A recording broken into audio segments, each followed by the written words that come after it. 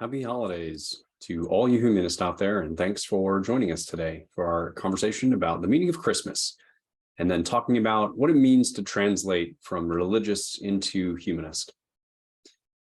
So one of the reflections that I have this year, and something I think about from time to time, is to ask myself, what if we're all saying the same thing? In today's world of division and picking apart people's language, I think a lot of times we're actually meaning the same thing. One of the conversations we've had in the past is that really 99% of most people in the world are humanist, but they just look at it and life through their particular lens, through rather religion or philosophy. But much of what we think about and do is compatible with humanism, but we often come at it from very different perspectives. So what if we gave people a little bit of grace, to use a religious term, a little bit of charity, and gave them some benefit of the doubt to try and understand where it is they're coming from and think through translating what their words, their actions, their rituals mean, and what it would mean to us. Because if we don't do that, if we assume that people are coming from a place of hatred and disgruntlement and constant desire to insult, then we have a really inefficient civic conversation, right? We're spending a lot of time worrying about how people are attacking us on both sides or all sides. And we don't really get to the hard work of making life better, because that's what being a humanist is all about. How do we improve humanity's future through our own actions? Now, the ideas we talk about the most fervently and that we hold most closely are really our philosophical beliefs. It's our understanding of our existence and our place in the universe. Now, historically, that's what religion and church and philosophy are really all about. They're answering the big questions. Why am I here? What is my purpose? How do I relate to other people? How am I a good person? And if we can answer this, and again, a lot of those ideas are compatible, then we're going to be able to create a better functioning society and better relationships with those around us. For example, the golden rule is almost universal in every religion. Now, while many of those religions have additional caveats and checklists that oftentimes complicate that simple rule, that rule exists basically universally. So let's look at Christmas specifically and talk through what Christmas means. What does it mean from the religious sense? What does it mean from the historical sense? And what does it mean to us as individuals? So is Christmas the birth of Christ? Is it the Yule, which is a traditional Germanic Germanic tradition? Is it the Roman Saturnalia, followed by the Day of the Unconquered Sun, which was celebrated originally on the 25th of December? Is it a commercial holiday where we focused on buying things? Is it a family gathering? Could be any of those, right? We know from the historical perspective that the Midwinter Festival was something celebrated by a number of societies. The Christian birth of Christ came much later in the development of human civilization. And there were a variety of different ways to celebrate the Christmas, whether it's the tree, which again came much, much later. I read an article the other day that said that didn't come about until the 1600s. And so it doesn't mean any one of those things, right? No one has the monopoly on the meaning of Christmas. It's really up to us to determine what we want it to mean. And I want to expand that a little bit beyond just Christmas. So that's what Christmas could mean. Those are just a few very quick, different perspectives you could look at.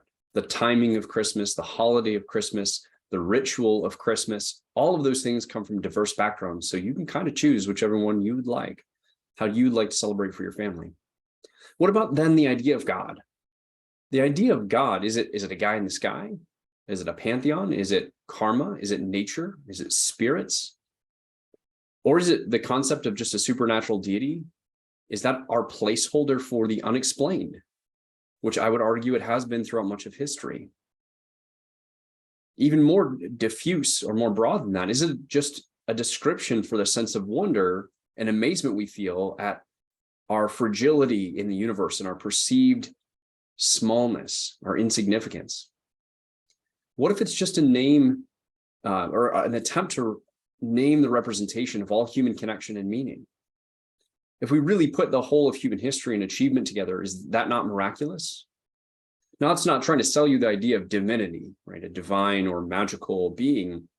Instead, I offer the opposite, that when you hear about whether it's divinity or what Christmas means or miracles or the supernatural, those have always been our attempt to describe something that we don't have the right words to describe. And again, if the vast majority of us are working toward the same goals, making our lives better, making our children's lives better, then how is it that we look at different people's description of oftentimes the same thing and figure out not how they're different, but how they are the same? And what good does it do us really to look at the differences and to alienate those that are oftentimes we're either trying to convince that we have a valid perspective or that we're trying to work with to make a better life? Now, few of us that started in this group as humanists or skeptics or atheists or that are in this group started as those things. Right? Many of us transitioned from religion. And we did that through many years of reflection and thinking about what it is that's meaningful to us, why we believe the things we do. And so if we're going around picking apart why religious people believe the things they do or pointing out their inconsistencies, we're not giving them the grace and honestly giving them the space to make the same transition that we did. Rarely do we transition from one set of ideas to another under attack. Most times we make those transitions in the quiet time that we have when we can be by ourselves and really reflect on what it is that we think and believe. Now, so I want to touch a bit more on wonder. Now, the sense of wonder, amazement, these are overwhelming emotions.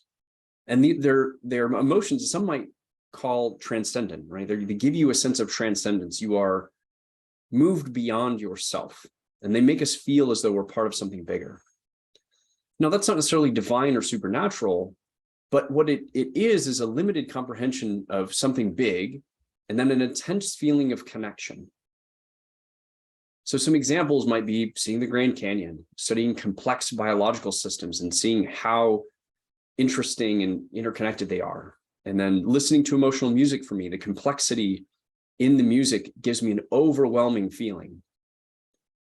Now, what about the feeling of Christmas, right? The lights, the ritual, the coming together of family, the music, all of these things together create a sense, right? The season that is different than other times of the year. And there's a feeling to it.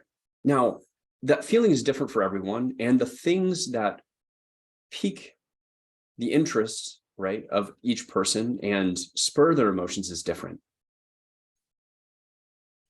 So if wonder, again, is something that we can't quite explain, and we all use different words to describe, then maybe we're not saying something different.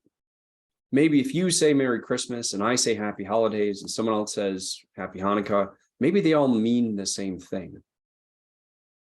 And Merry Christmas in Western and US society might just be the most prevalent of those. I don't personally take that as an attack on, well, there are other holidays.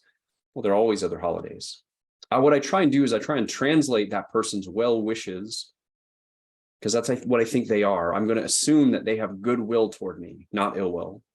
And I'm just going to translate that into Happy Holidays, or I hope you have a good holiday season or Christmas or whatever it is.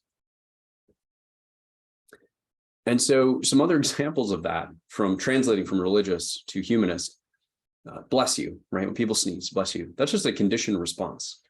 I actually use Gesundheit because Gesundheit is German for a wish of good health. Gesund is health and Heit is like healthiness. Have a blessed day.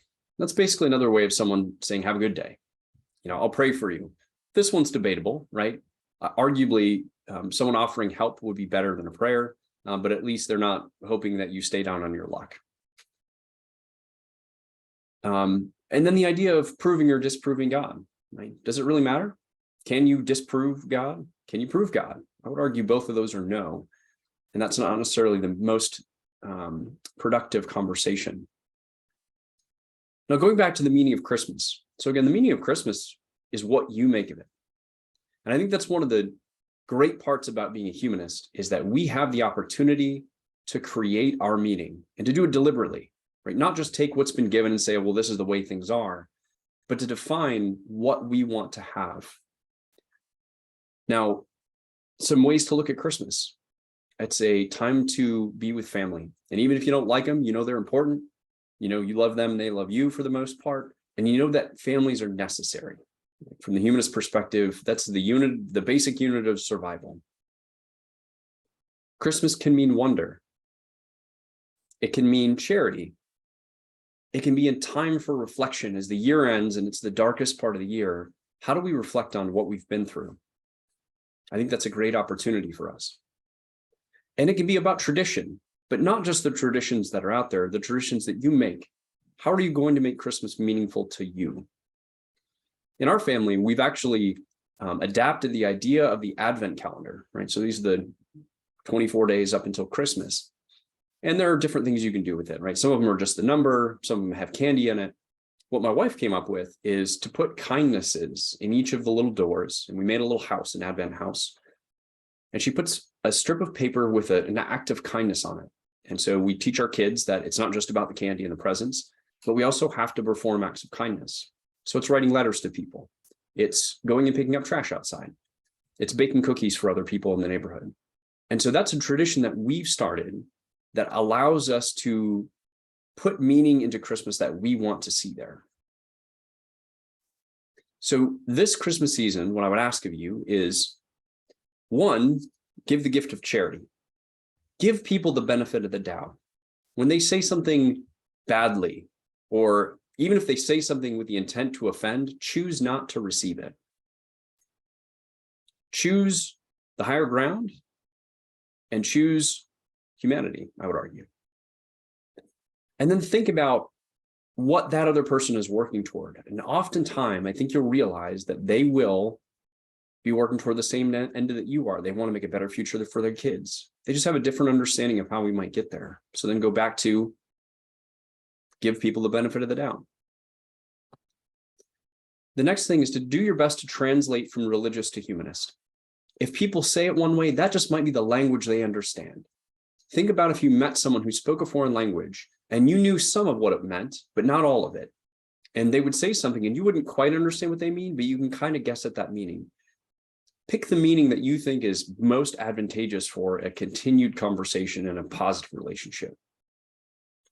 And then finally, appreciate the wonder in the world. Appreciate the complexity of the world and how we have the opportunity to make it better.